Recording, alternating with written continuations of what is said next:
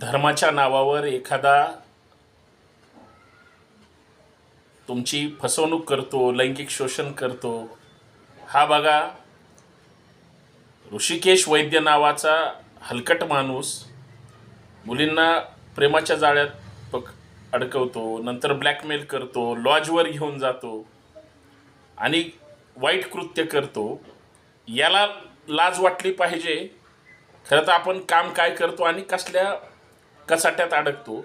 सगळ्यात वाईट गोष्ट याची आहे की धर्माच्या नावाखाली अंधश्रद्धेच्या, कर्मकांडाच्या किंवा कुठल्याही फसवेगिरीचे तुमचं जर लैंगिक शोषण होत असेल आणि तुम्हाला जर ते कळत नसेल, लाजा वाटल्या पाहिजेत, अशाला त्याच वेळेस विरोध केला पाहिजे.